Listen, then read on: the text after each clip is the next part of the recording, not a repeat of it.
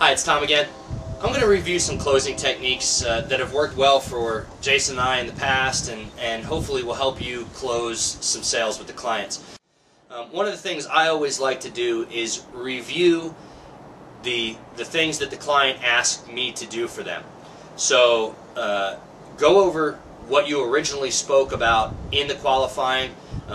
You spent some time asking the client some really good questions that Jason gave you, and now reviewing those questions and making sure that you did things right, and then asking them after you reviewed it, as far as we stand right now, would you say that I've done everything that you've asked me to do? Review the things that you've done for them to get to this point, and make sure that they agree that the things you've done are what they asked you to do. Does a couple things. Lets them know that you're listening to them. Lets them know that you care about what they want, and also bonds you a little bit more to them, because they're going to trust you a little bit more when they know that you've been working towards helping them achieve their goal, which is their dream kitchen or bathroom or whatever you're working on for them.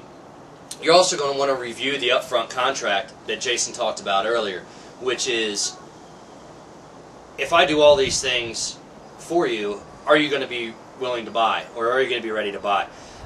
That's a yes or no question. It's real simple, and once you've done all those things, that's a really good close. Mr. and Mrs. Smith, I've done all these things for you that you asked me to do, correct? Yes. So are you ready to move forward? I mean, that's a really easy close. It's non-confrontational, and all you're doing is reviewing the things that you did for them, what they asked you to do, and hitting them with the yes or no question, which is, are you ready to move forward? I like the assumptive sale. If you go into closing a sale with a client assuming that you have the job, you're going to feel that much more confident about what's getting ready to happen and how you close the deal. If you have the confidence going in closing, and you have the confidence in asking the closing questions correctly, I would say 99% of the time you're going to get the sale. If you've done everything correctly, there's no reason why the client shouldn't buy from you.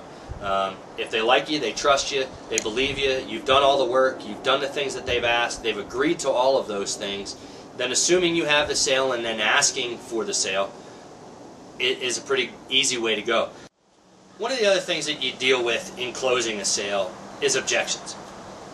Handling objections and overcoming them is something that's really important to getting you to the final yes from the client.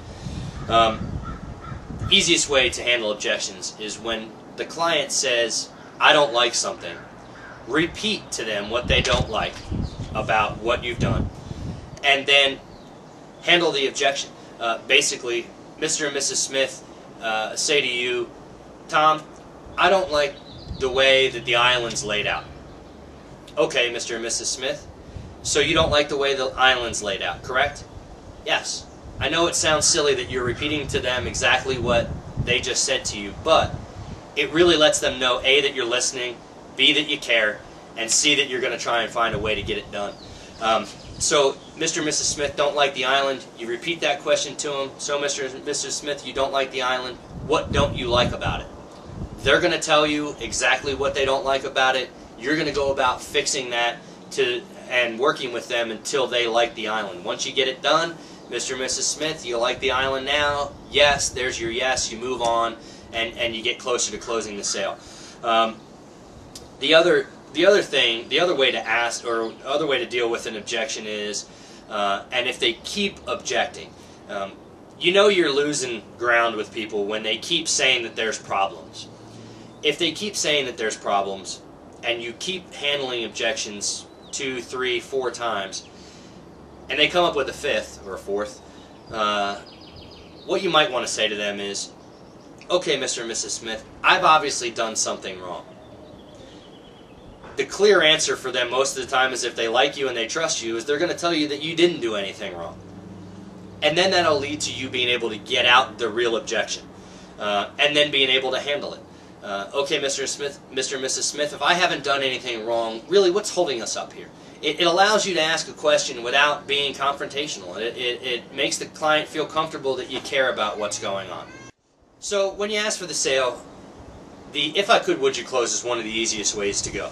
It goes a little something like this. Mr. and Mrs. Jones, if I could get this job to your budget of $10,000, are you ready to close the deal today? Or are you ready to move forward?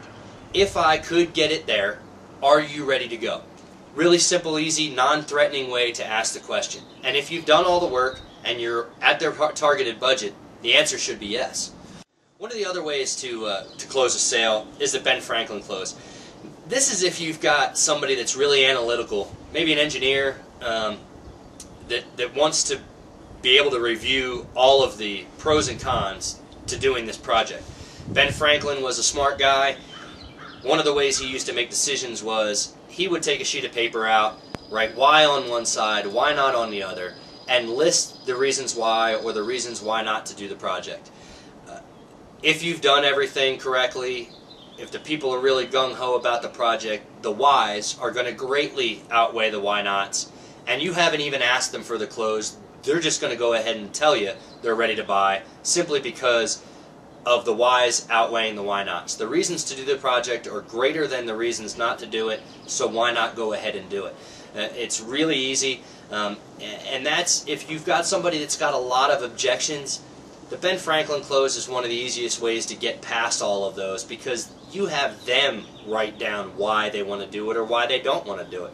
And if the why nots outweigh the whys, then you know you've unfortunately wasted some of your time and you don't have a sale right now. But remember, if you don't have a sale right now, that doesn't mean you don't have a sale down the road. One of the other closes that's really easy is the 3-question close. Basically what you're going to do with the 3-question close is you're going to ask them yes or no questions. You're going to ask them 3. The 3-question close. The first question you want to ask them is, you know, Mr. and Mrs. Smith, you stated that you wanted to do this remodeling project, correct? Yes. Mr. and Mrs. Smith, I've shown you that all of our products and designs and you know, anything that you're doing for them are going to fit what you're trying to do in this project, correct? Yes or no? Yes, hopefully, is that answer. And then third, so are you ready to get started? It's a really simple 3-question close. 3 yeses. Trust me, most of the time when somebody gives you 3 yeses, they're ready to buy from you. There are a lot of sales things out there. I'm sure that anybody that's watching this right now can go out on the web and go check out Zig Ziglar or go check out the Sandler system. There are plenty of sales techniques out there. We're just trying to give you some quick, easy things that might help you close a few more sales. And, you know, once again, if you have any questions before you go see a client, that's the reason we're here. We're here to help you get all the right products at the right price. We're here to help you with the sale. We're here to answer any questions that you have in regards to salesmanship and really try and make it easier so that you guys can close more sales so that we can all be a little bit more profitable. Once again, thanks for coming by, and we hope this was helpful. Let us know.